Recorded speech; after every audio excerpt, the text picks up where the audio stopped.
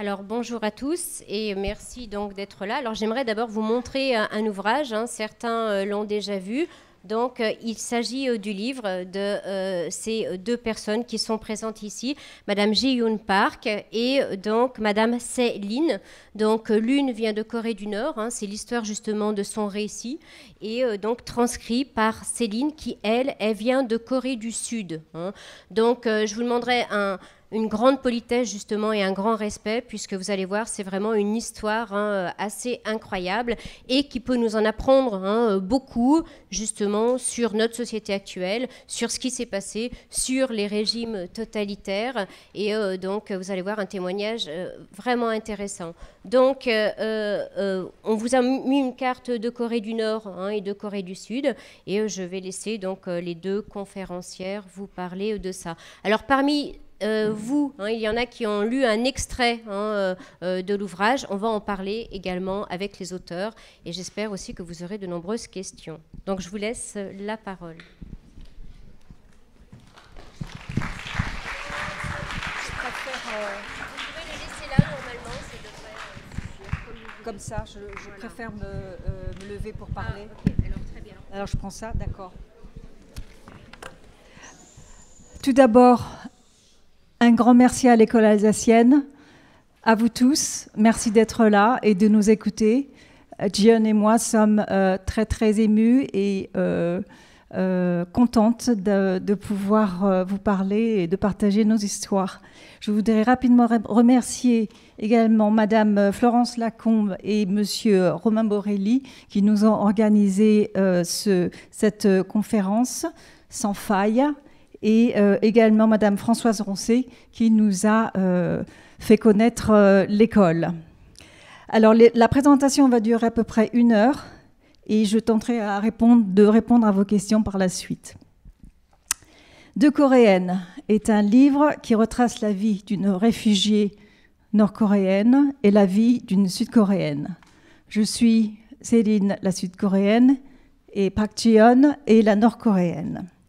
C'est un livre que nous avons écrit pendant les 4 dernières années, ensemble, et j'insiste sur ce mot « ensemble », car c'était une collaboration assez difficile, comme vous pouvez l'imaginer. Le fait que ce soit également l'histoire de 2 femmes, à mon avis, présente un angle intéressant, et vous allez voir pourquoi. Et par rapport au récit de réfugiés nord-coréens qui ont été écrits dans le passé, notre livre se démarque un petit peu car nous n'avons pas essayé de faire de sensationnalisme, nous n'avons pas essayé de décrire des horreurs, nous n'avons pas essayé de créer des émotions fortes d'une façon ou d'une autre. Nous avons tout simplement décrit la vie de tous les jours. Alors je me présente rapidement. Avant d'écrire ce livre, j'ai travaillé pendant 15 ans dans la finance. Avant la finance, j'ai fait des études de lettres, des études de lettres modernes à Paris 4. Et ce livre me permet d'une certaine façon de boucler la boucle et de revenir à ma passion sur l'écriture. Depuis l'apparition du livre, le gouvernement sud-coréen m'a demandé de faire partie de leur conseil sur un comité de conseil pour la réunification du pays. Et en ce moment, je travaille sur des projets très très concrets qui consistent à améliorer l'entente des Sud-Coréens et des Nord-Coréens qui vivent en Angleterre. Nous sommes à peu près 30 000 Sud-Coréens et 800 Nord-Coréens réfugiés à Londres. Avant de vous parler de la rencontre, donc celle de Ji-Yeon et de moi-même, de mes motivations personnelles et de l'expérience de l'écriture en soi, je vais laisser à Ji-Yeon, je vais lui laisser la parole pour qu'elle puisse se présenter et je reprendrai par la suite l'explication du livre de plus près. Donc pour le moment, je vais laisser à Ji-Yeon se présenter. Et elle va le faire en coréen. Je ferai la traduction simultanée pour vous en français. 안녕하세요. Bonjour. 제가 프랑스어는 단 한마디도 모르는데 두 가지를 딱 배워갖고 왔거든요. Je ne parle absolument pas le français, mais j'ai quand même appris 2 mots avant de venir ici. 물론 틀릴 수도 있지만은요. Bon, je vais faire des erreurs, je vous préviens. Bonjour. 라비트 봉콩트레. Ah, Thank you.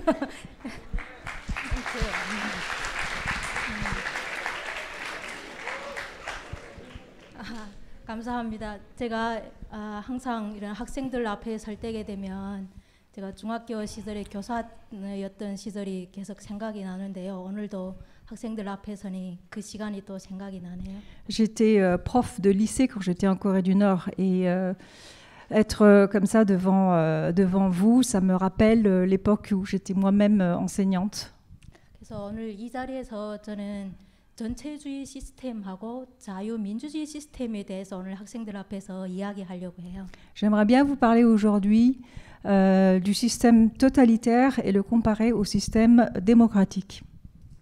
왜냐하면 지금 여기에 살고 있는 분들도 자유민주주의에 살고 있지만은 본인들이 살고 있는 또 본인들이 누리고 있는 이 자유의 소중함을 너무 모르고 있더라고요.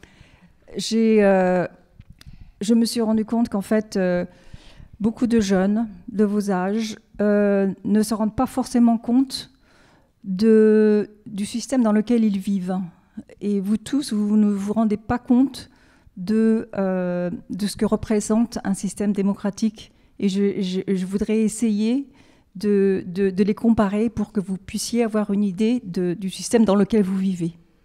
저도 어릴 때는 민주주의라는 이야기를 쓴 조선민주주의 인민공화국에서 살았고 또 제가 살았던 나라가 세상에서 가장 행복한 나라인 줄 알았어요. En grandissant, je croyais que le pays dans lequel je vivais était le meilleur pays du monde et que tout le monde vivait comme moi. 그런데 지금 여기 진짜 자유민주주의에 살면서 제가 살았던 곳은 어둠의 시대, 진짜 정말 숨쉬기도 힘든 그런 곳이었다는 것을 알게 되었고. Mais en venant en Angleterre et en voyageant en Europe, je me suis rendu compte que j'ai vécu dans le noir. 하지만 그 어둠의 시대를 바라만 볼 수 없기 때문에 또 여기에 모인 학생들도 우리의 희망이기 때문에 이 자리에 서서 이제 그 시스템에 대해서 얘기하려고 합니다.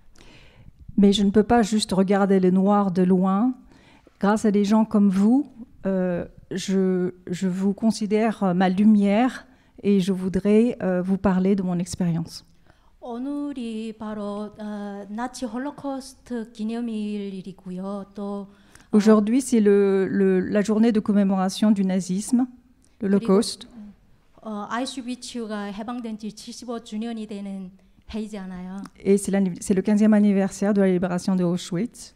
우리가 역사 속에서 배웠던 스탈린과 나치즘에 대한 그 전체주의, 국가 사회주의에 대한 시스템만 현재 여기에 모인 분들은 알고 계실 거예요. Donc je suis sûre que vous connaissez le stalinisme et le nazisme, mais sans plus. Pas d'autres systèmes au-delà, d'autres systèmes totalitaires. 사실은 현재 북한이라는 제가 살았던 곳에 그 전체주의 시스템은 바로 나치와 스탈린 시스템을 합해놓고 또 사이비 종교까지 합한 전체주의 독재 시스템이거든요. Alors le régime nord-coréen de là où je viens consiste à ce que vous pouvez imaginer comme une combinaison du nazisme et du stalinisme et également un endroit où il n'y a pas de religion mais des cultes. 이 시스템에 대해서 얘기하는 거는 우리가 역사 속에서 배웠기 때문에 현재 여기 계신 분들은 그 전체주의에 대해서 이해를 못 하시는 분들이 너무도 많으세요. Et ayant grandi dans un système démocratique comme le vôtre, je comprends tout à fait que vous ne puissiez pas vous imaginer ce que représente un système totalitaire. 근데 저 같은 경우에는 이제 그런 사회주의 국가 사회주의 시스템에서도 살아봤고 중국 공산주의 시스템에서도 살아봤고 Dans mon cas, j'ai vécu dans un 살아봤거든요. Sorry. Je suis trop pressée. Dans mon cas, j'ai vécu dans un système totalitaire, la Corée du Nord. J'ai connu la Chine lorsque je me suis enfuie en Chine. Et maintenant, en Angleterre, depuis que je suis venue en Angleterre, j'ai connu le système démocratique. 이제 전체주의의 행위들은 우리가 알고 있는 이제 모든 것들과 단절되어 있으며 모든 것이 이제 무시무시한 탄압을 보여주고 있거든요. Le système totalitaire consiste à cacher tout ce qui est réel. On n'a pas le droit à la parole, on n'a pas le droit à l'ouïe, on n'a pas le droit à l'émotion. 또한 전체주의는 사람은 물론 길가에 피어나는 들꽃까지도 모조리 다 뽑아서 자기들이 원하는 꽃으로 심어놓고 사람들한테 말할 권리, 들을 권리, 모든 권리를 박탈한 그런 시스템이에요.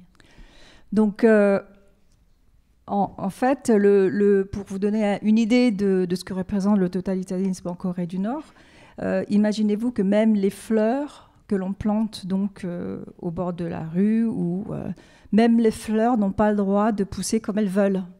Tout est fabriqué, tout est artificiel. Il y a certaines fleurs qu'on plante dans certains endroits et ça s'arrête là. Il n'y a pas de nature.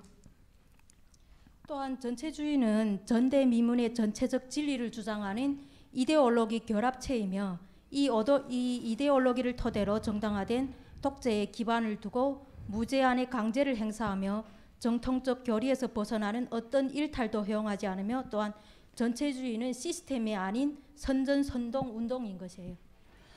Donc le totalitarisme pourrait à mon avis se résumer à une grosse machine de propagande. 미국의 영화 평론가였던 로저 에버튼은 1934년에 니른베르크에서 열린 나치 전당대회 모습을 담은 다큐멘터리 의지의 승리를 리뷰하면서 이 작품의 섬뜩한 점은 작품에 등장하는 수많은 대다수가 이 영화를 찍고 몇 년 만에 목숨을 잃었다는 사실을 썼습니다. 누가 목숨을 잃어요? 이 행사에 참석했던 독일인들 모두, 거기 독일인들도 있고 유대인들도 있었거든요. 이 그 다큐멘터리 참석한 사람들 중에 전당대회. Donc en 1934, le critique de film Roger Ebert a écrit sur ce film qui s'appelle Le triomphe de la volonté. Je ne sais pas si vous le connaissez, vous l'avez vu. Et pendant la diffusion de ce film, la moitié de la salle, il se trouve par la suite, avait disparu dans les camps. 여기 작품에 등장하는 나치 지지자들 표정은 하나같이 밝았다. 히틀러를 바라보는 눈빛은 맹목적인 종교적 숭배 분위기가 가득하고 나치 깃발 아래 선 그들에게는 땅과 조국을 위해 한몸 기꺼이 바치겠다는 굳은 의지가 엿보였다라고 평론가가 썼거든요. Et ce critique donc parlait du regard de ces soldats qui admiraient Hitler avec cette lumière dans leurs yeux. 근데 이 평론가의 이야기를 보면서 제가 섬뜩했던 건 바로 제가 직접 겪었기 때문에. Et ce critique de film m'a énormément touchée parce que c'était exactement ce que moi j'avais vécu, ce qu'il a filmé dans ce film.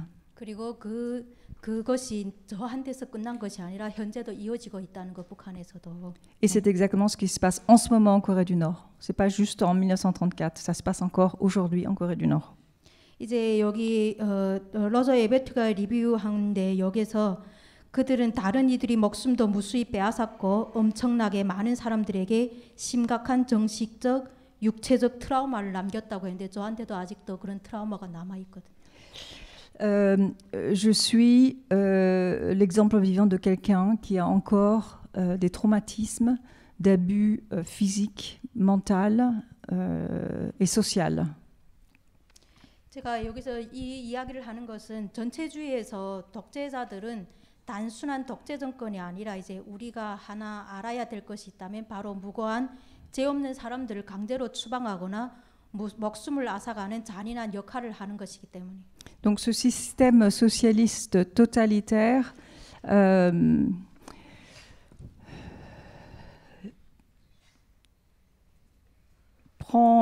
prend pas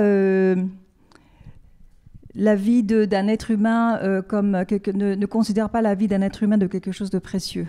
Il les extermine, il les tue sans pitié.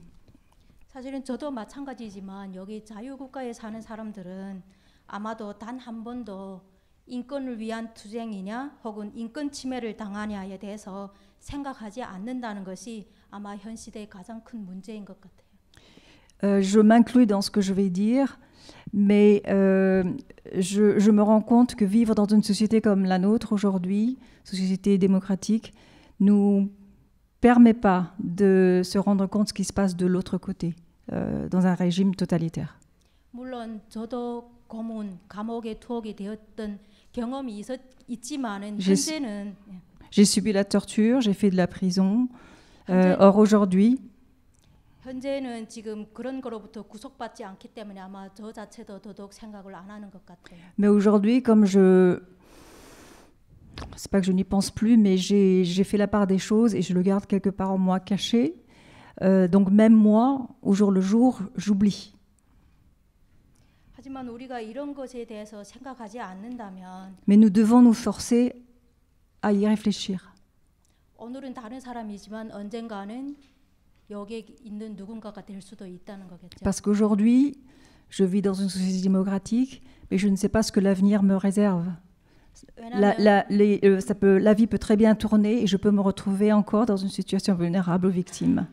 Et à ce moment-là, j'aurai besoin d'aide. 그래서 저는 이런 생각을 해봤어요. 나는 누구인가? 라는 질문이 우리에게 가장 중요하다고. Et là, c'est là où je me suis posé la question suivante. Qui suis-je? D'où est-ce que je viens? Et je me suis rendu compte que c'était la question la plus importante à vous poser. 옛날에는 우리가 뭐 프랑스면 프랑스인들만 한 곳에 살았지만은 지금은 사실은 글로벌이잖아요. Dans le passé, les Français, par exemple, vivaient juste en France, alors qu'en ce moment, dans le monde actuel, c'est un univers beaucoup plus global. Vous voyagez beaucoup, tous.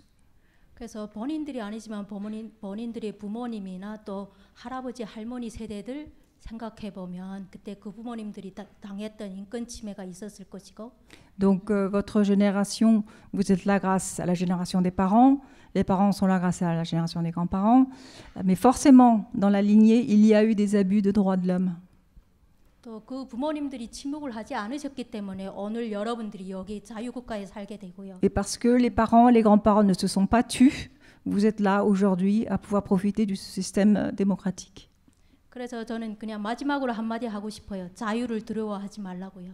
Donc j'ai envie de vous dire une chose pour terminer. Ne craignez pas la liberté. N'ayez pas peur de la liberté. 감사합니다. Merci.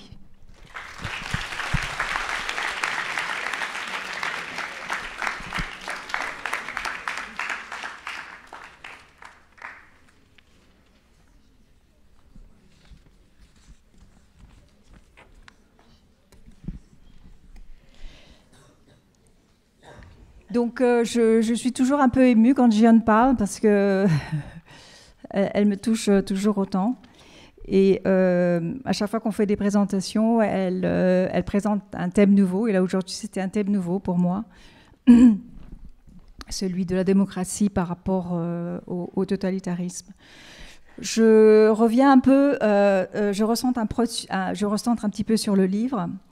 Et avant de le faire, peut-être que je vous rappelle en quelques secondes la géographie de la Corée.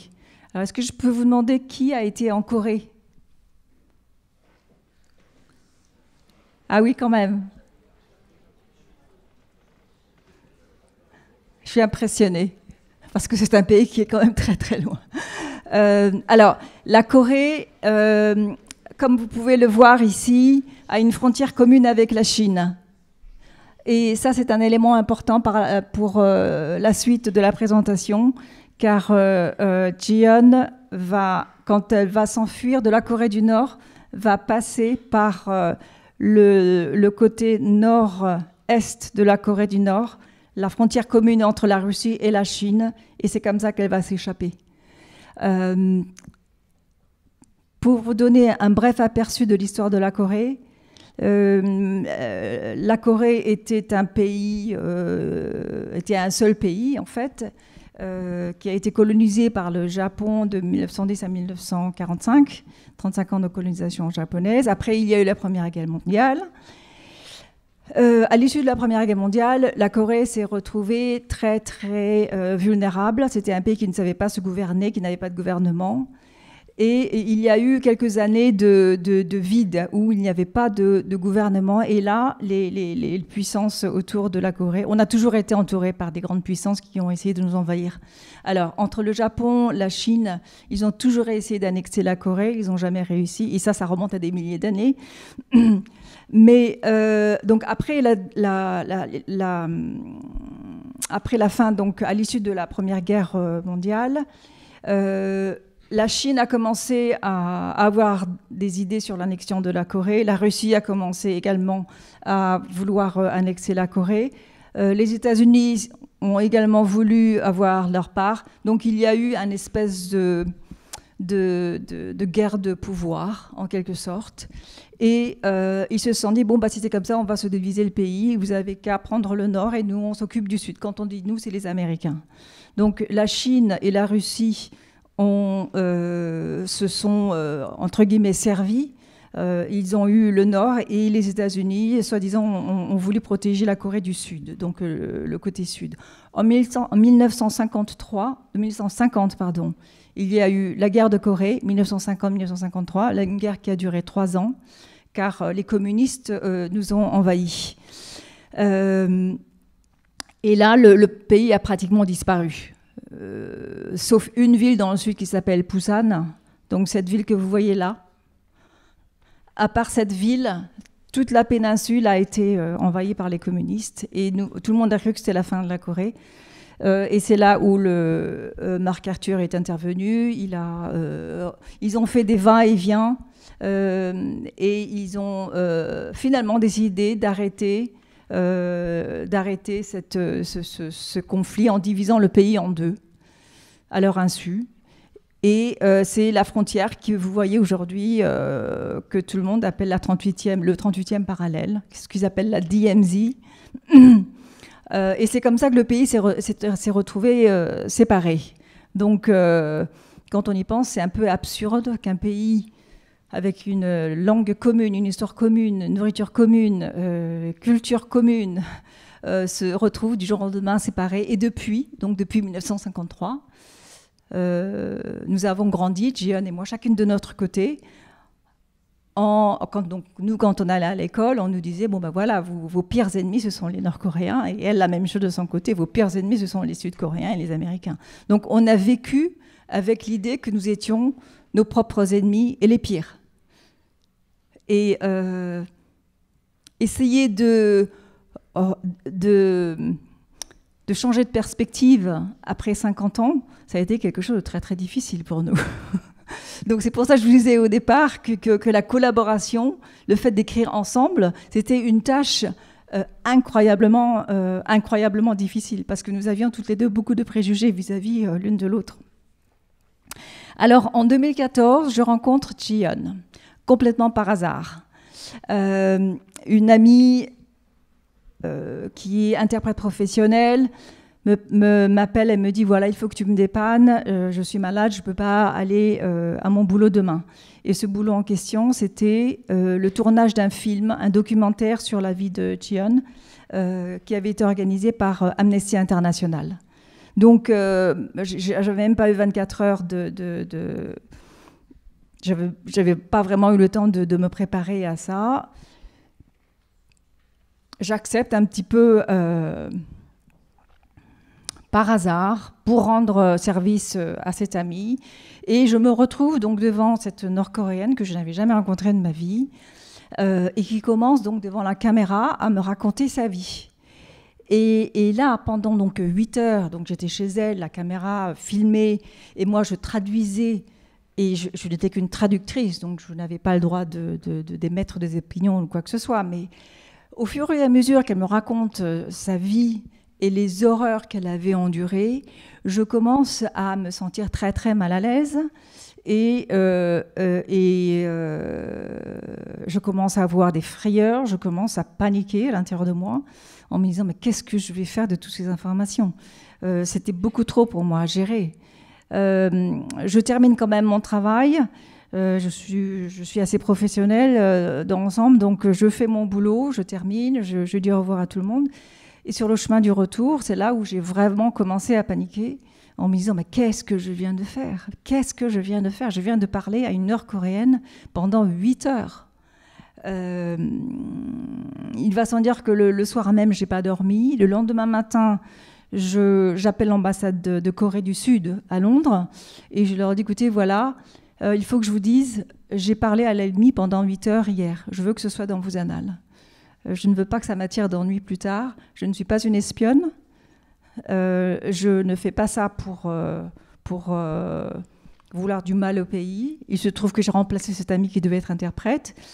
Et je voudrais que tout soit clair, que mes intentions soient claires. Et que je ne voulais pas d'ennui par la suite.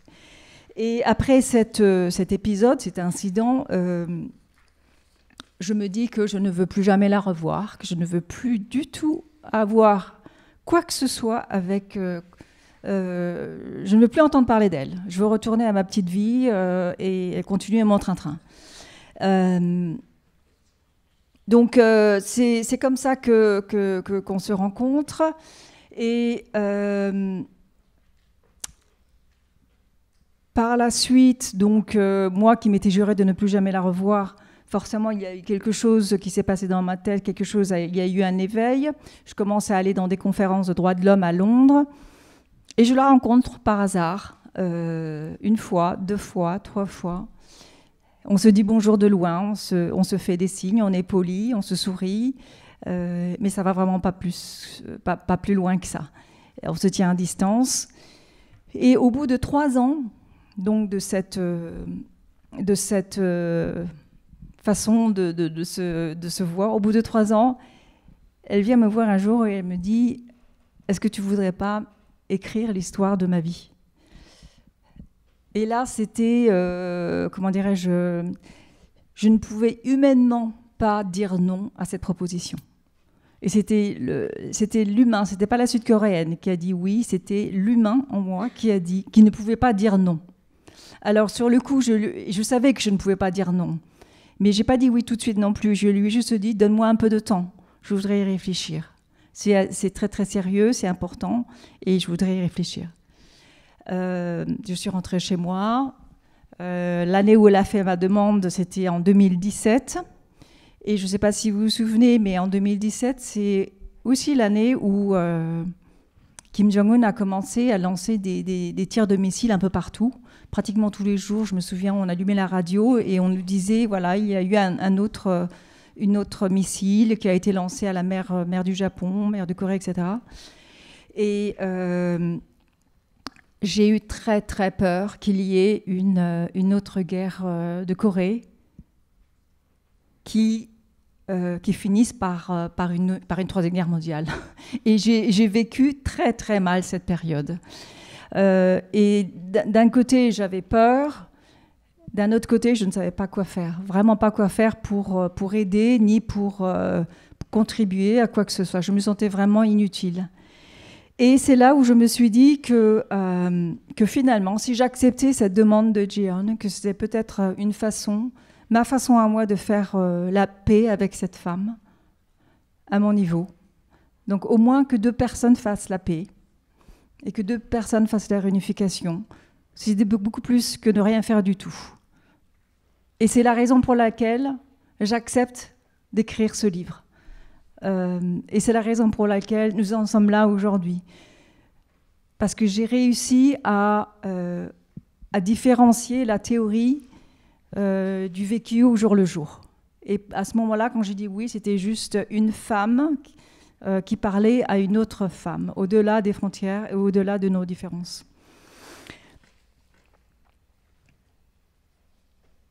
Alors, une fois que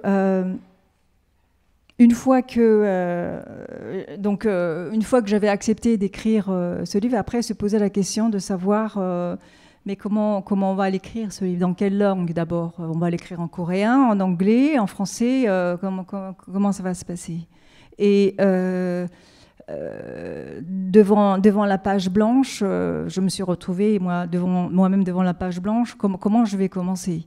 Elle m'a remis des des lettres qu'elle avait écrites dans le passé, elle m'a remis des bouts de journaux, des petits bouts de récits qu'elle avait écrits pour elle-même, qu'elle avait gardés. Donc elle me remet un tas de manuscrits en vrac, écrits en coréen bien sûr, et à partir de là, j'étais censée écrire un livre. Donc on s'est dit, bon, il faut absolument... déjà, alors on se met d'accord sur le fait que, et ça je lui avais posé la question auparavant, on se met d'accord sur le fait que le livre allait être écrit en français. Et la raison pour laquelle il allait être écrit en français, c'est parce que j'exprime mes émotions le mieux en français. Parce que j'ai grandi dans un système français, j'ai fait, comme vous, j'ai fait le lycée français depuis l'âge de 12 ans, car j'ai vécu en Afrique francophone, au Cameroun, au Sénégal et en Tunisie. Et pour moi, c'est la langue la langue dans laquelle je m'exprime le mieux. Jiyeon, ne parlant pas le français, je lui ai dit, bon, comment va-t-on faire alors? Elle m'a dit, ça n'a aucune importance. Plus tard, on le fera traduire en anglais s'il le faut. Mais moi, ce qui m'importe, c'est que que je puisse parler à toi coréen, que ça puisse se faire, s'écrire sans intermédiaire, sans traductrice. Donc, elle me parle en coréen, je l'écoute, et les mots qui sortent de ma plume sont des mots français. Donc, nous avons écrit ce livre comme ça, à 4 mains.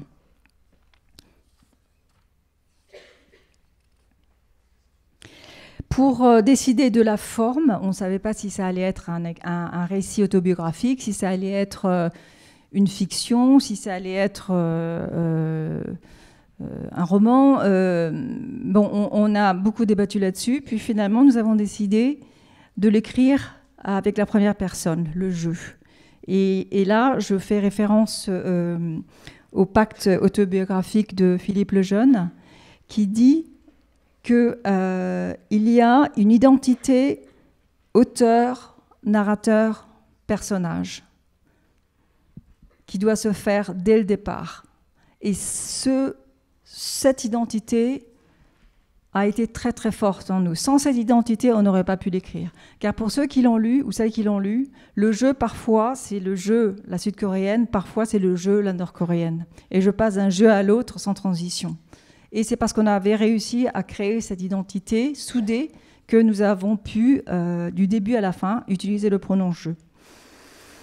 Et c'est également ce jeu qui permet au lecteur d'épouser le point de vue de celle qui raconte, donc le mien, de vivre, d'accéder à la vie intérieure, donc sa vie intérieure, et de participer aux sentiments d'autrui. Donc une fois que la forme était mise en place, nous avons convenu d'écrire de cette façon-là. Maintenant, le contenu. Comment est-ce que j'allais faire le tri de tous ces épisodes dans sa vie? Je ne pouvais pas tout écrire, ça allait faire un livre de plus de 1000 pages. Il fallait être concis, mais en même temps, il ne fallait pas que je rate des passages très, très importants. Et là, je me permets de citer Jiyeon. Je retiens 3 citations dont elle m'a fait part pendant nos dialogues. La première citation que j'ai retenue, c'est « Le grand leader est le maître des émotions ». Il n'y a que 2 émotions, l'amour et la haine. Première citation. Deuxième citation, et je reviendrai plus tard sur chacune d'elles. En Corée du Nord, les gens sont comme des animaux domestiques. Et enfin, 3e citation, on pleure par instinct de survie. Et c'est à la suite de cette 3e citation que nous reparlerons du texte que je vous ai demandé de lire. Alors, qu'est-ce qu'elle veut dire par le grand leader et le maître des émotions? Alors, pour moi, qui voulais parler des ressentis comme vous le savez, sans ressenti, un livre n'est pas un livre. Il faut pouvoir accéder au ressenti pour que le lecteur arrive à ressentir les mêmes émotions et les mêmes sentiments. Moi qui étais partie donc à la recherche des émotions et du ressenti, il m'était impossible d'y accéder. Car en fait, Ji-yeon elle-même n'avait pas eu l'occasion d'avoir des ressentis. Tout avait été enterré au plus profond d'elle-même. Elle n'avait jamais eu l'occasion d'éprouver de la joie ou de la tristesse, ou du moins pas en public. Donc elle avait tout gardé en elle. Et mon travail était de les extirper une par une et d'essayer de mettre des mots dessus et d'essayer de le mettre sur une page blanche. C'est un monde où les émotions n'existent pas. Donc, quand on est heureux, on n'a pas le droit de le montrer. Quand on est triste, on n'a pas le droit de le montrer. On a le droit de montrer que deux choses. La première chose, on a le droit de montrer l'amour pour le leader. Donc là, on a un sourire merveilleux et tout va bien dans le meilleur des mondes. Et on a le droit de montrer la haine envers les Sud-Coréens et la haine envers les Américains. À part ces émotions, dans le spectrum des émotions, c'était vide. Donc petit à petit, il a fallu situer un petit peu toutes les autres émotions, car elle les avait en elle, mais elle ne s'en rendait même pas compte. C'était par un travail qu'on a dû faire, les faire ressortir.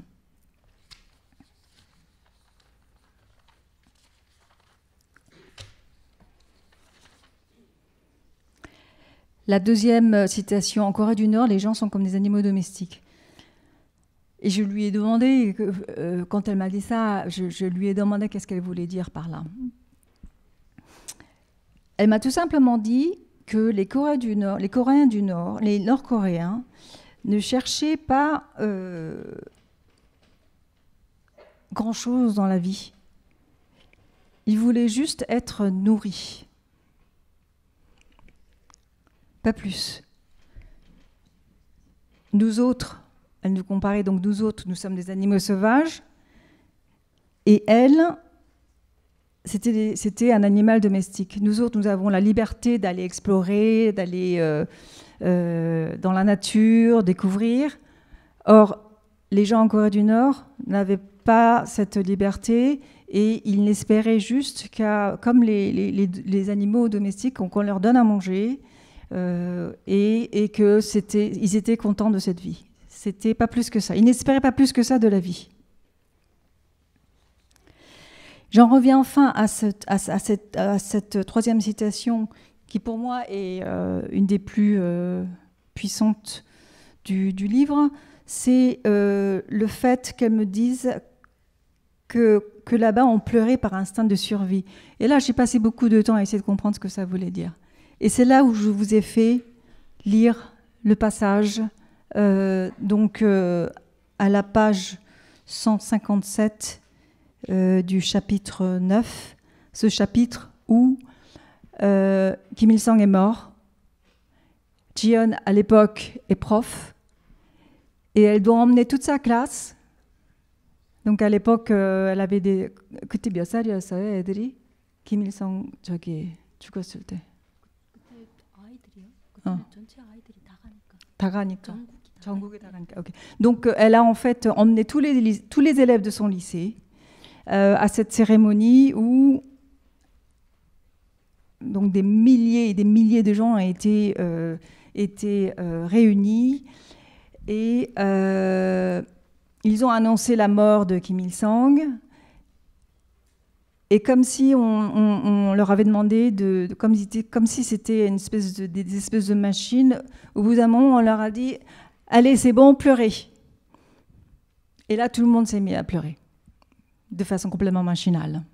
Mais pleurer de façon sincère, avec des larmes, avec de l'émotion, vraiment pleurer. Et c'est là où je lui ai posé la question, je lui ai dit « Mais… toi qui as vécu ça, tu peux me dire si c'est facile de pleurer comme ça sur demande? Quand on demande de pleurer, est-ce que tu arrives à pleurer? Et elle me dit, ça ne pose pas du tout de problème. Elle me dit, on a tellement d'occasions où on aurait voulu pleurer, mais où on n'a pas pu pleurer. Par exemple, quand on perd quelqu'un de la famille, quand on perd des amis, on a envie de pleurer, mais on n'a pas pu pleurer. Donc quand il y a une occasion comme ça officielle où on peut pleurer, eh bien on va pleurer. Et on y va. Et ça nous permet de nous relâcher, et ça nous permet de croire à ce qu'on a tous nos propres raisons de pleurer, mais officiellement on pleure pour la perte du leader. Donc cette espèce d'émotion qui a été refoulée, qui ressort dans ces occasions, est quelque chose d'assez terrible. Je ne sais pas si vous avez vu à la télé souvent, quand ils montrent des scènes sur la Corée du Nord, c'est une des scènes qu'on montre, toutes ces femmes et ces enfants soit qui pleurent parce qu'il y a un événement officiel triste, ou soit qui rient, ils ont des drapeaux, ils sont habillés dans des costumes traditionnels, etc. Des scènes mais incroyables, des scènes de foule incroyables. Et j'avais jamais compris comment ça marchait. Et quand elle m'a expliqué, là du coup, j'ai quand même compris un petit peu la psychologie de psychologie du sentiment dans ce pays.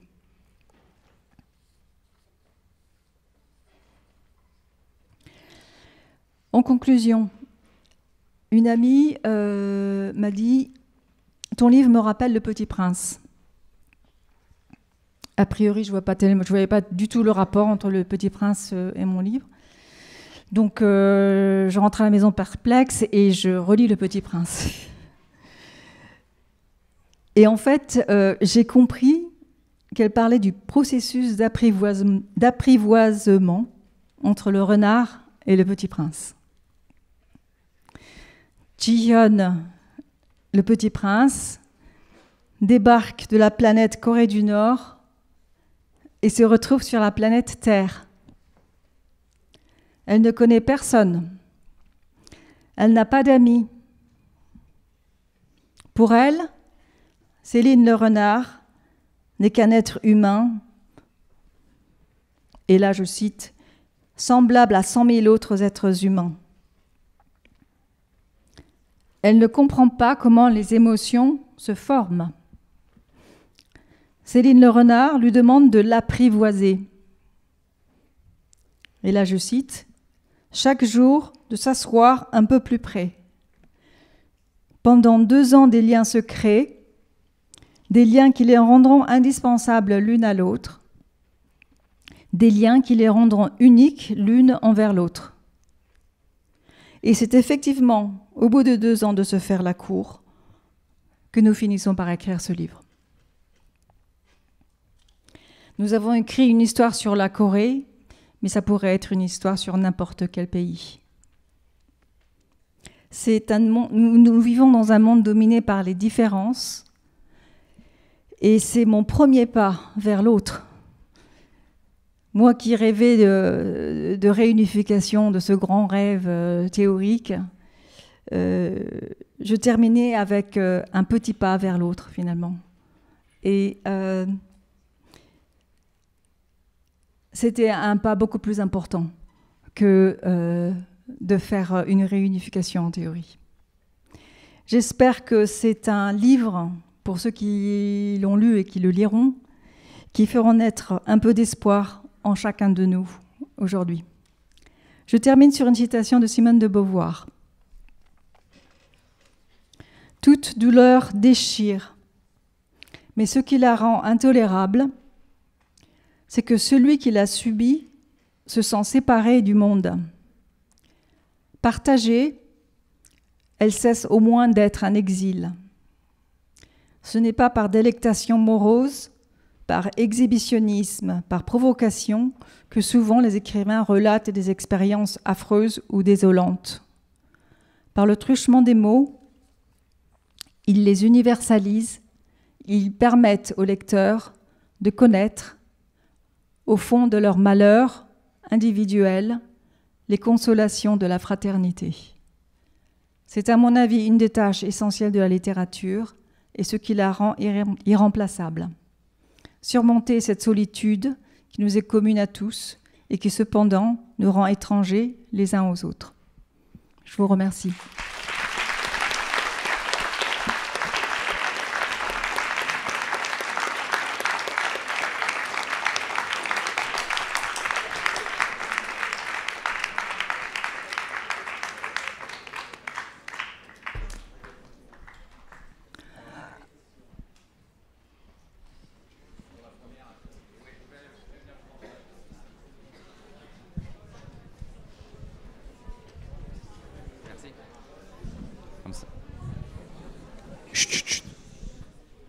Si vous avez des questions, vous levez la main et je viens vers vous. Qui a levé la main là?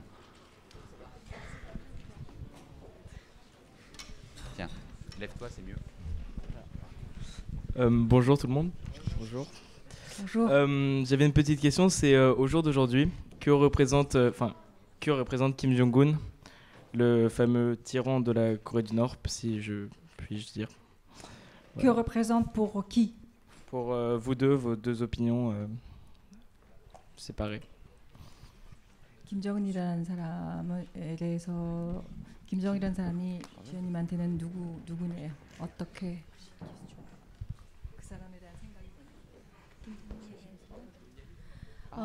사실 2010년도 김정은이 나오기 전까지는 북한 주민 모두가 김정은에 대해서 몰랐어요.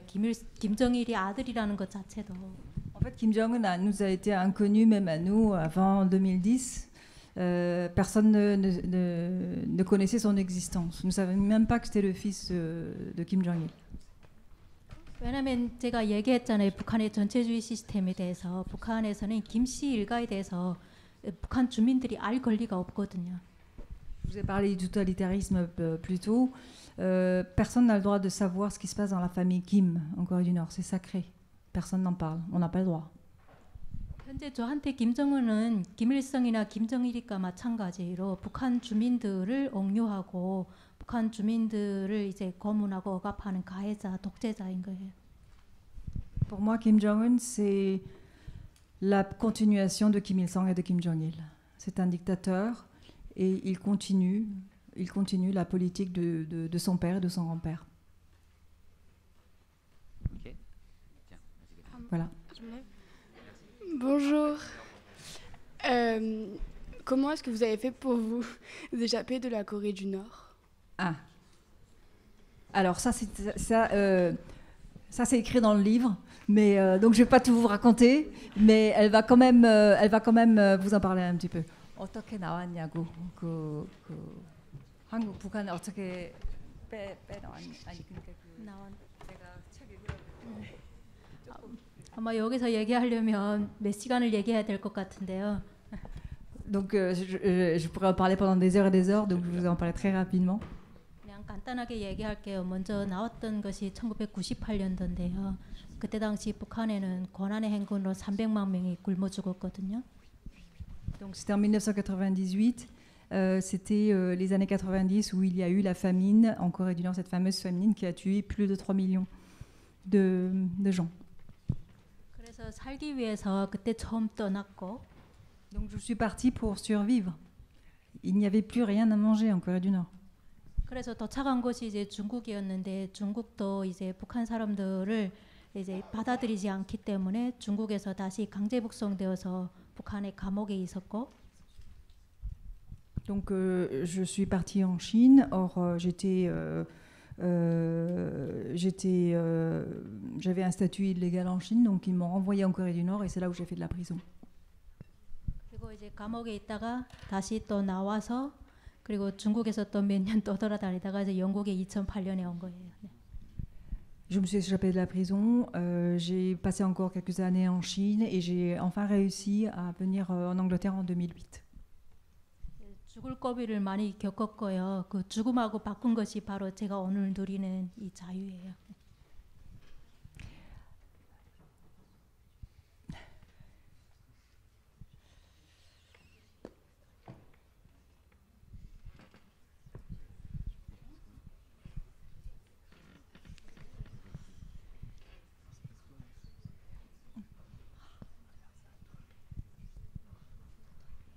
J'ai failli mourir plusieurs fois.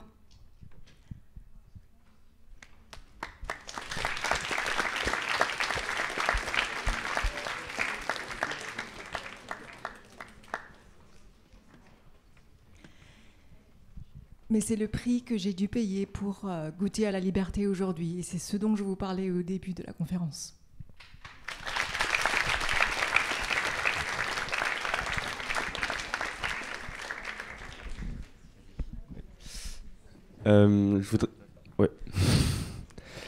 Je voudrais savoir si c'était vraiment exagéré enfin si c'était exagéré ou si juste c'était un devoir de pleurer devant Kim Jong-il, enfin le tombeau de Kim Jong-il du coup.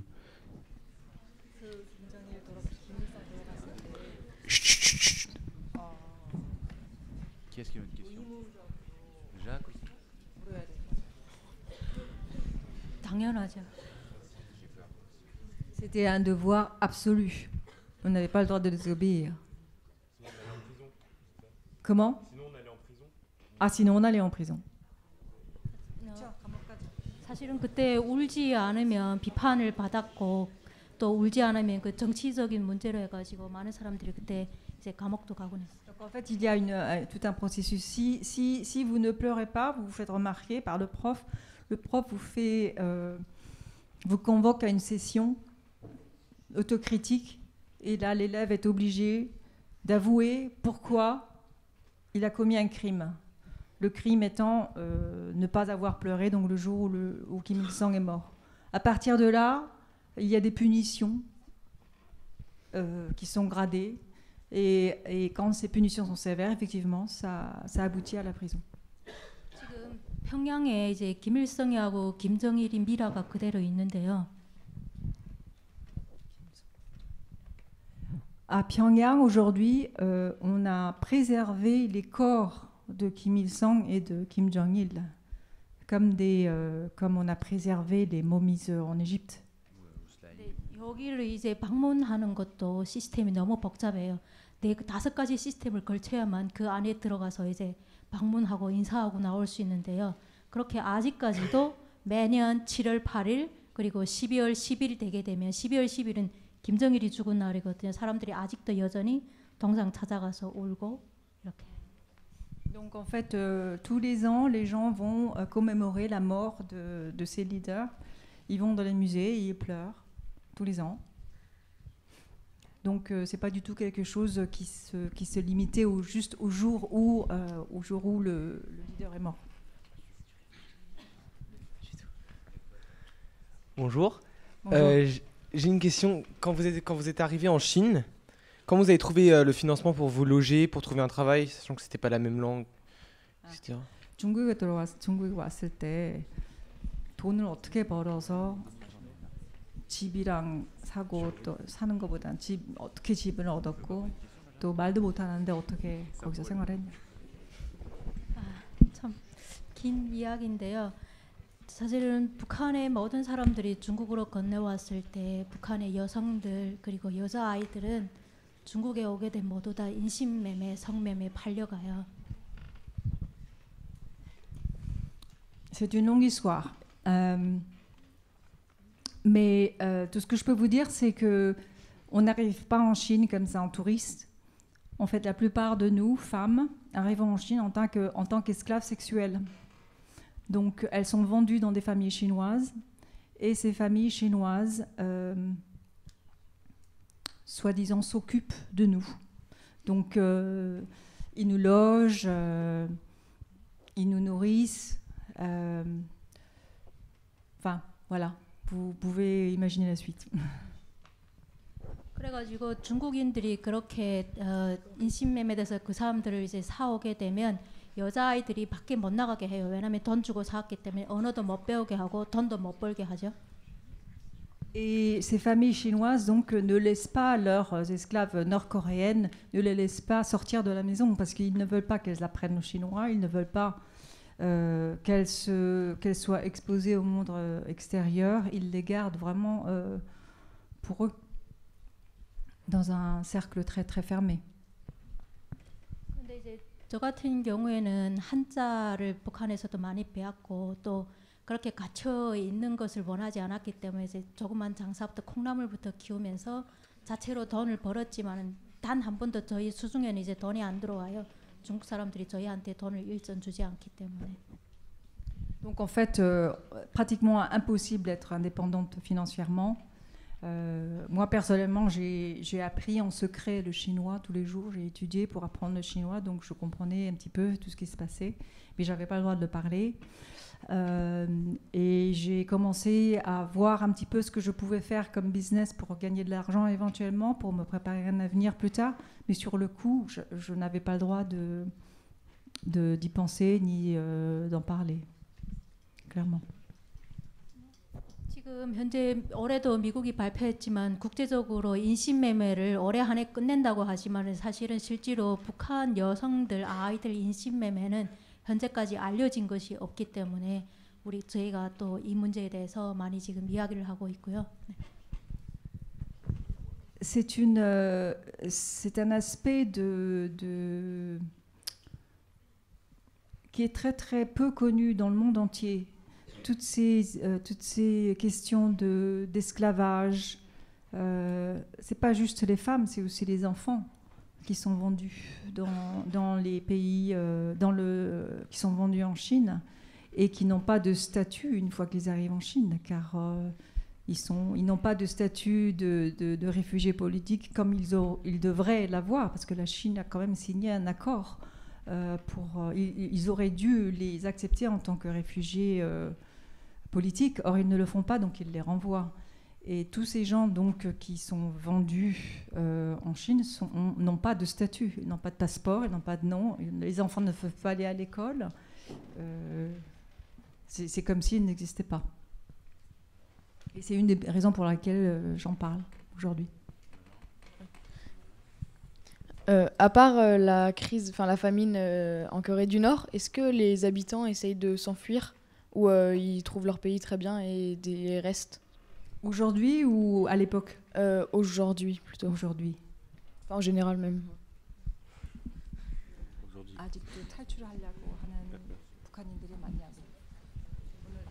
네, 많아요. 지금 이번에 새해 1월 1일 들어서서 탈출하려는 한 가족이 여러 가족이 있었는데요. 현재 지금 잡혀서 정치범 수용소에 들어가 있어요. 탈출하려는 사람들은 많고 북한 정부는 막고 있고 중국은 또 받지 않고 있고. Oui, il y en a forcément de plus en plus des gens qui veulent s'échapper de la Corée du Nord. Le problème, c'est que la Chine ne les accepte pas. Il ne les a jamais acceptés. La Chine ne les a jamais acceptés. Et il y a une demande qui grandit au jour le jour, et ça crée un mécontentement très poussé, même au sein de la Corée du Nord. 지금 이 문제가 안 알려지고 있는 게 바로 정치적인 문제인데요. 북한 난민들이 나오는 것이 이제 난민 이슈지만은 모든 많은 국가들이 중국 정부의 이 문제를 얘기 못 하고 있어요. 자기들과 함께 하고 있는 경제적 투자 이런 문제 때문에 북한 난민들이 나오는 문제를 얘기 못 하다 보니 많은 사람들이 또다시 강제 북송되어서 사용되고 정치범 수용소 들어가고 이렇게. Donc en général, ce que vous voyez dans les news ou à la radio, à la télé, quand on vous parle de ces problèmes, ça s'arrête au niveau politique, aux échanges économiques. Les tarifs, les impôts, etc.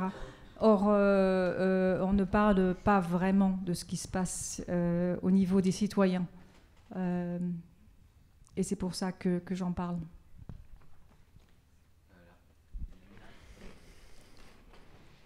Et s'il n'y avait pas eu la famine, est-ce que vous auriez quand même quitté la Corée du Nord?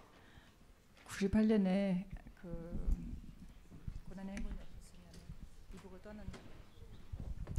아마도 안 떠나고 아직도 그 독재 밑에 살고 있었겠죠. Je pense que je ne serais pas partie, que je serais toujours en train de vivre sous cette dictature.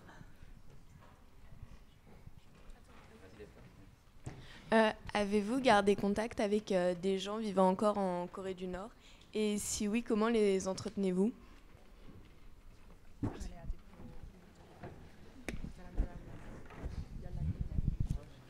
아직 제 동생이 이제 정치범 수용소에 있는데 아직 살았는지 죽었는지도 모르고요. J'ai un frère qui a fait de la prison et je pense qu'il est toujours en prison, mais je ne sais pas s'il est vivant ou s'il est mort. Je n'ai aucune nouvelle. 제 지금 남편 동생들 아직 북한에 살고 있어요. 근데 연계가 안 되네요. Et les petits frères de mon mari vivent toujours en Corée du Nord, mais il n'a aucun moyen de les contacter. Comment la Russie elle réagit par rapport à ça? Enfin, vous avez dit qu'il y avait aussi beaucoup de Coréens qui allaient en Russie, et comment la Russie réagit? Enfin, par rapport au moment de la guerre ou par rapport à l'arrivée des Coréens qui arrivent à la frontière en tout cas.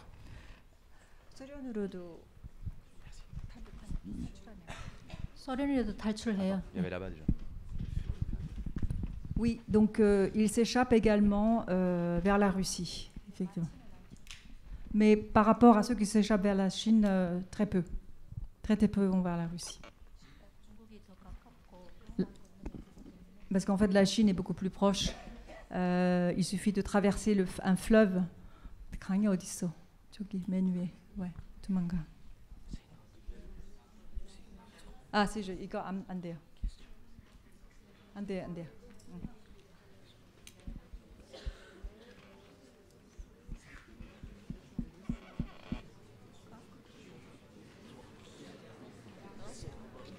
C'est pas grave.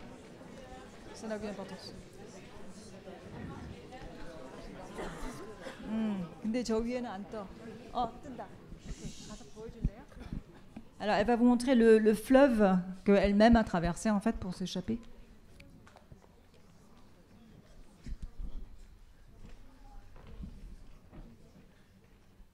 아니 그 두만강.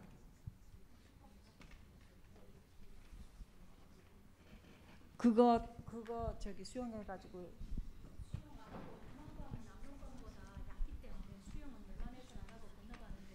주로 겨울에 이제 근데 줄로 가면은 중국으로 가요? 네, 중국으로 들어가는데 지금 여기 정확하게 안 나와요. 이쪽으로 가고 여기 노란색.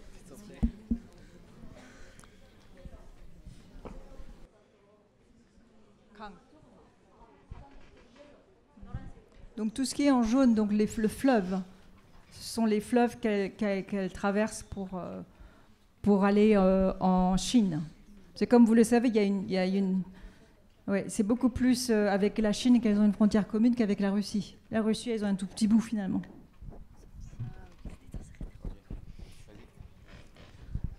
Bonjour. Bonjour. De quel œil les Nord-Coréens voient les touristes qui se déplacent dans leur pays et s'ils ont le droit de les approcher ou de les questionner, voilà.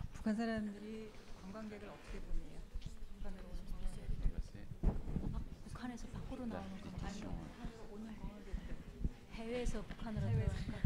아마 그거는 쉽지는 않을 거예요.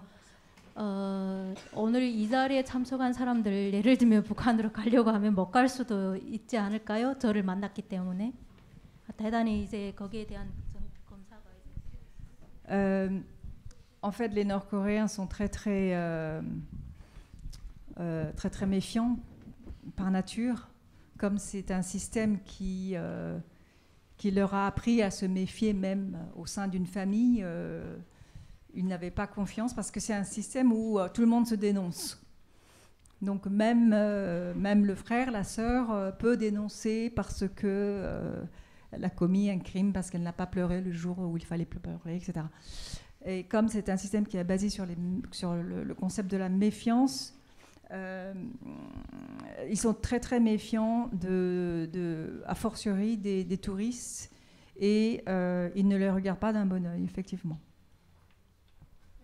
북한이란 나라는 이제 감시 체제의 나라인데요. 여기서 누군가 이제 북한을 가겠다 신청하게 되면 이 사람들에 대한 정보는 북한 정부에 항상 남아 있을 거예요. 그렇게 감시를 할 수 있어요. Donc au cas où, j'espère que vous n'aurez jamais cette idée, mais au cas où vous aurez l'idée de visiter la Corée du Nord, il faut quand même que vous sachiez que toute l'information sur vous sera retenue dans leur système à jamais. Ah, ça jette un froid du coup là.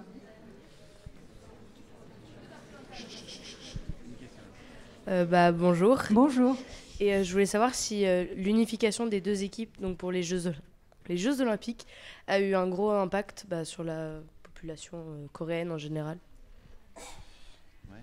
그 올림픽을 같이 했잖아요. 국민들한테는 그게 어떤 효과가 있었는지.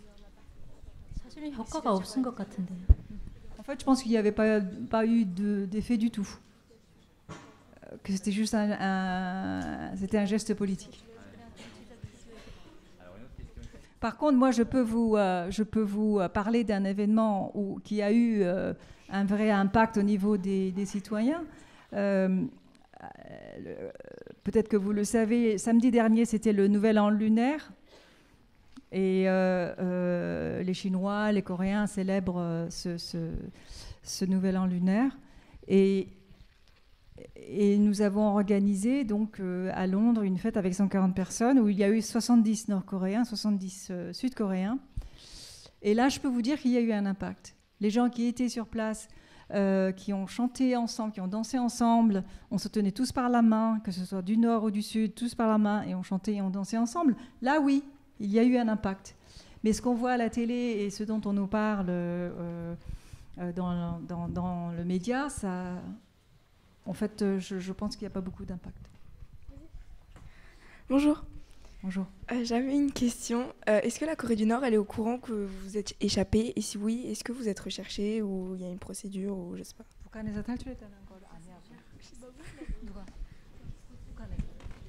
당연히 알죠. Ah oui, bien sûr. Ils savent et ils me recherchent. 특히 런던에는 북한 대사관이 있어가지고 영국에 거주하는 탈북자들 다 체크하고 있거든요.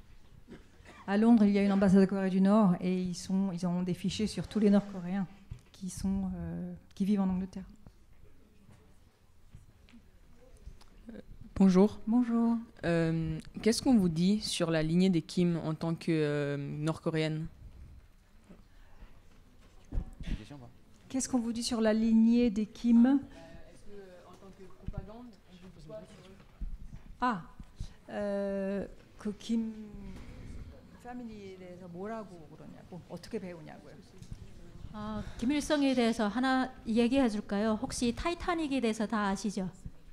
Vous avez entendu parler du 영화요? Du film Titanic. Oui. 타이타닉이 이제 1912년도 4월 16일에 타이타닉이 가라앉았고요. 그때 배가 가라앉았잖아요. 진짜 타이타닉이? 네. 1912년도에 4월 15일. Le 15 avril 1912, apparemment le Titanic a coulé. Elle vient me l'apprendre, je ne savais pas. 근데 그날이 또 김일성이 태어난 날이에요. C'est le jour où Kim Il-sung est né, ce jour-là. 그래서 북한에서는 뭐라고 얘기하는가 하면 이스터에서는 태양이 떠오르고 그다음에 이쪽에 서유럽 쪽에서는 태양이 가라앉았다고. Donc en fait, ce qui se dit en Corée du Nord, c'est que à l'est,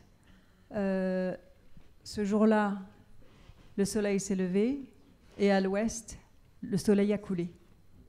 그래서 김씨 일가가 하나의 태양이에요. 지구의 태양이 하나만 존재하는데요. 김씨 일가를 그 태양에 비교해서 배워줘요. Et c'est la raison pour laquelle on compare la famille Kim au soleil.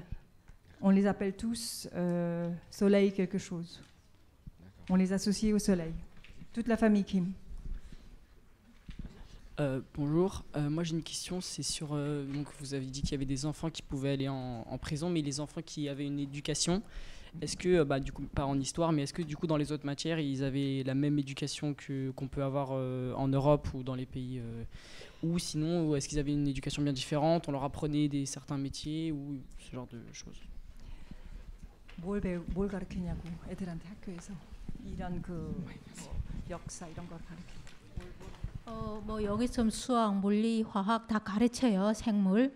그 외에 저희가 기본적으로 배워야 되는 것이 바로 김 부자들의 역사가 기본 중요하죠. Bon, nous avons un peu toutes les matières que vous avez ici, la chimie, physique, les maths, etc. Mais il y a une matière que vous n'avez pas ici, par contre, c'est l'histoire de la famille Kim. La matière la plus importante. 그래서 그 김 부자 역사를 모르면 아무리 수학, 물리 같은 거 잘해도 대학교 갈 수가 없어요. Donc si vous n'êtes pas bon en cette matière, l'histoire de la famille Kim, Vous avez beau être un as en maths, en physique, en bio, vous ne pouvez pas aller à l'université. Bonjour. Est-ce qu'envisager une réunification des deux Corées, ça relève complètement de l'utopie? Enfin, qu'est-ce que vous en pensez? 통일이 될 거라고 믿냐고 아니면은 그냥 상상 이론이냐. 아직까지는 상상이지만은 Pour le moment, c'est de l'utopie, mais 그런데 저하고 선생님하고 사이를 봤을 때는 희망으로 봐요. Mais ce que je vis avec elle, donc moi, c'est un espoir pour moi. Est-ce que vous pouvez nous parler un peu de votre vie à vous? Parce que du coup, on ne sait pas trop pourquoi vous êtes arrivé en Europe et vous n'êtes pas resté en Corée, etc. À la mienne personnelle? Oui, si vous. Oui. Moi, ça fait à peu près 15 ans que je vis à Londres. Comme je vous l'ai expliqué un petit peu auparavant, j'ai été à l'école dans un système francophone. Et je suis arrivée à Londres en fait parce que mon mari, son travail était, il avait été muté à Londres et moi je me suis fait transférer aussi. À l'époque, je travaillais pour la banque JP Morgan, je me suis fait transférer. Voilà, on est arrivé à Londres pour des raisons de travail. Et en fait, en arrivant à Londres, je ne savais pas du tout qu'il y avait une communauté nord-coréenne.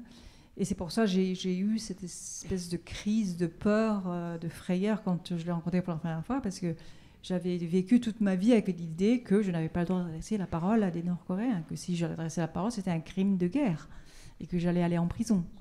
Et je ne sais pas ce qui m'a pris quand j'ai accepté de faire ce travail.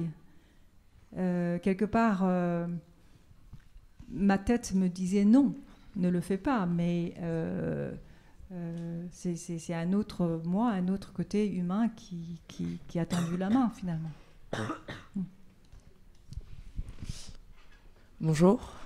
Bonjour. Donc, vous nous avez dit qu'en Corée du Nord, les Sud-Coréens et les Américains sont un peu présentés comme les ennemis traditionnels. Oui. Comment est-ce que sont considérés et présentés par le parti la Chine et la Russie, qui sont plutôt, elles, des nations traditionnellement alliées? 한국하고 미국은 북한에서 적이라고 표현을 하잖아요. 그러면 중국하고 소련은 어떠냐고 뭐라고 말하세요? 중국도 여전히 저희는 북한에서는 욕을 해요. 중국도 저희가 가진 욕을 많이 하거든요. 그리고 소련도 90년도 붕괴되기 전까지는 소련에 대해서 호의적이었지만 붕괴가 된 이후로부터는 소련도 북한에는 호의적이지 않아요. 소련이 무너지고 지금 러시아가 됐잖아요. 네. 소련이 그 시스템이 없어지고 현재는 다른 시스템으로. 그리고 중국도 별로고. 중국도 별로 지금. 옛날부터 별로였잖아요. 네, 원래. Alors en fait, avec la Chine et la Russie, en fait, on n'est pas vraiment copains-copains. Avec la Chine, ça a toujours été des rapports très très compliqués. Avec la Russie, c'est vrai qu'on était assez proches. Mais depuis que l'URSS est devenue la Russie, en fait, tous les ponts ont été coupés. Et on ne se considère pas forcément alliés. Bonjour. Ma question, c'était la deuxième fois que chacune de vous a rencontré un Sud-Coréen ou un Nord-Coréen. Comment vous avez réagi et est-ce que tous vos préjugés étaient encore là ou est-ce que vous aviez complètement oublié du fait de votre relation à les autres que nous avons rencontrés par la suite? Ouais.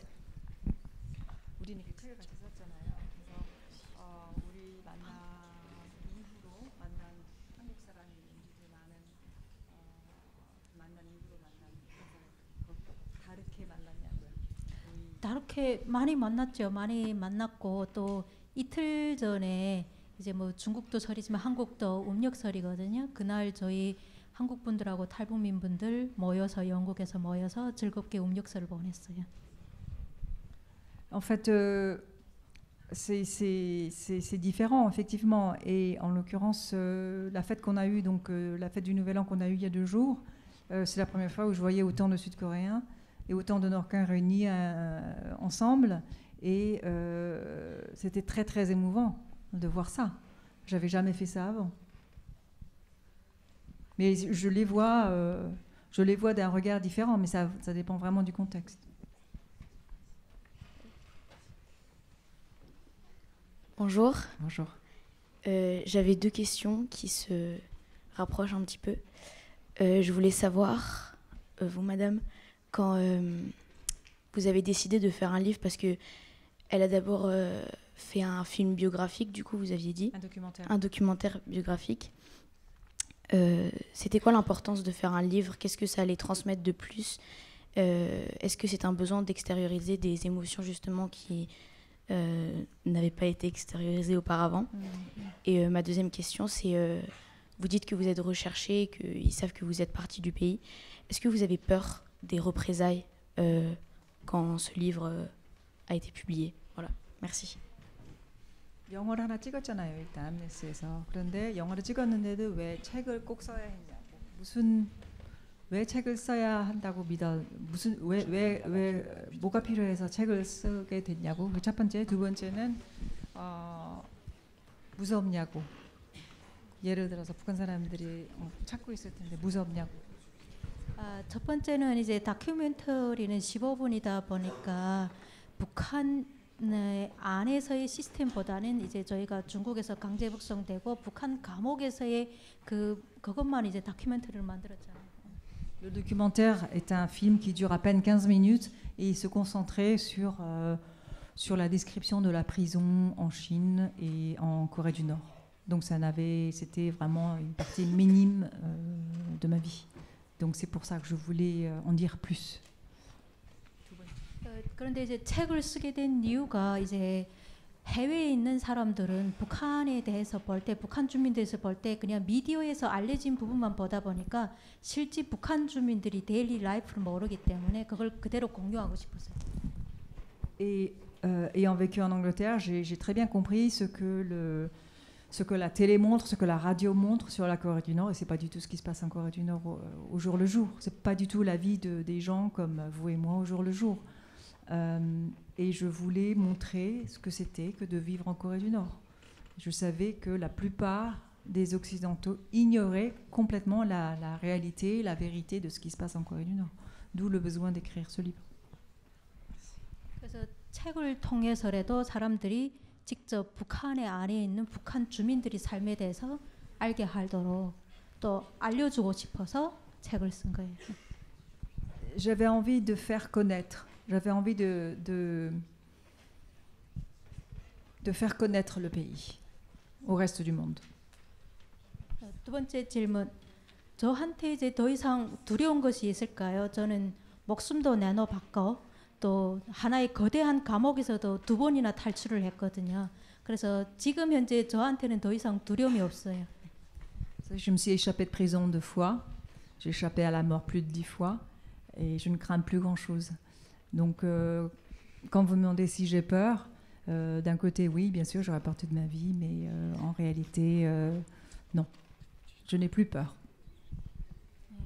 가족이 굶어 죽는 것도 받고 내 학생들이 굶어 죽는 것도 받고 내 아들과도 헤어져도 받고 모든 걸 다 겪었기 때문에 더 이상 두려움은 없어요. 네. J'ai vu mes étudiants mourir de faim devant mes yeux. J'ai été séparée de mon fils physiquement pendant quelques années. Que voulez-vous que je craigne? Je ne crains plus rien du tout. On va prendre une dernière question. En fait, la question est un peu répondue. Ah, bah non, mais c'est la réponse. Bon, non. Ah, madame a une question? Ouais. Et puis, oui, allez.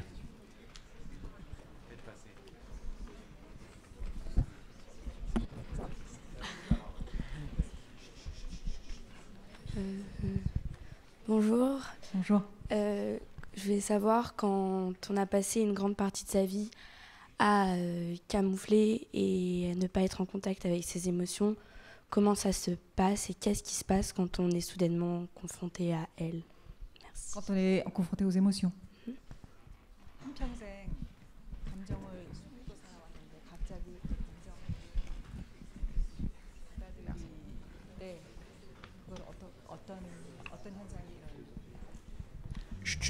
처음에 이 책을 쓰려고 준비를 할 때 갑자기 이제 숨겨놨던 것을 꺼내려고 할 때 너무 힘들었어요. 사실은 입 다 부르트고 물도 못 넘길 정도로 일주일을 그렇게 앓았거든요. Pour tout vous dire, quand on a commencé à écrire le livre, pendant une semaine, j'étais physiquement malade, tellement ça me faisait de la peine de me remémorer de tous ces épisodes horribles. J'avais la bouche, j'avais des boutons à l'intérieur de la bouche, j'avais de la fièvre, je dormais plus. J'étais physiquement malade à l'idée de faire ressurgir tout ce passé, tellement c'était douloureux. 그런데 사실은 아직도 다 터져 못 나왔어요. 제가 마지막 떠날 때 저희 아버지 앞에서 다짐했던 거 있거든요. 울지 않겠다고, 내 동생 꼭 살린다고. 그날까지는 아마도 울지 않을 것 같아요. Mais j'ai fait une promesse à mon père en quittant la Corée, donc je l'ai laissé sur son lit de mort. En fait, je savais qu'il était mourant, j'avais pas le choix, j'ai dû partir. Mais je lui ai promis que je ne pleurerai jamais. Et je dois garder cette promesse.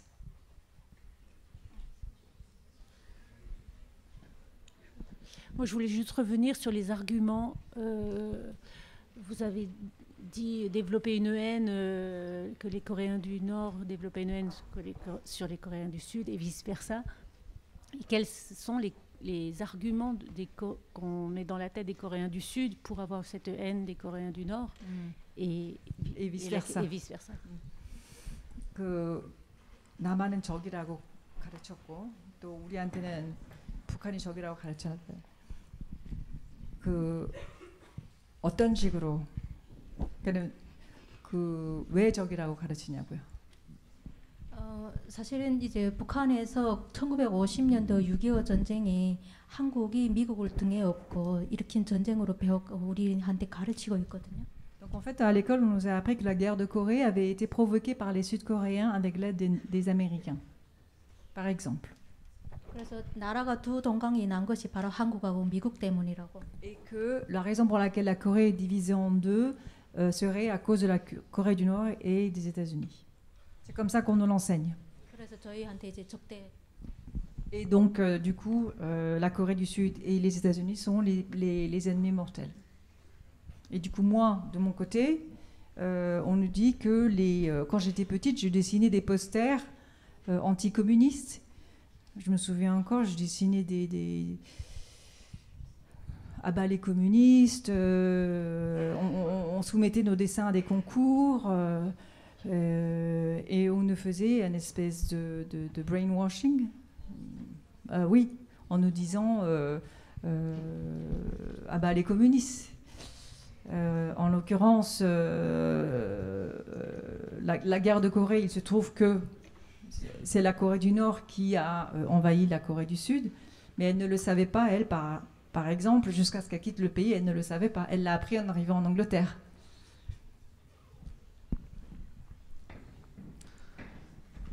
Bien, je pense que vous mesurez la chance que vous avez eue. Attendez. Attendez, laissez-moi finir. Voilà, je crois qu'on est tous conscients de la chance qu'on a eue d'avoir ces témoignages absolument exceptionnels ce soir. Et je pense que je me fais le porte-parole de la majorité de la salle en vous remerciant sincèrement d'être venu nous voir. Merci.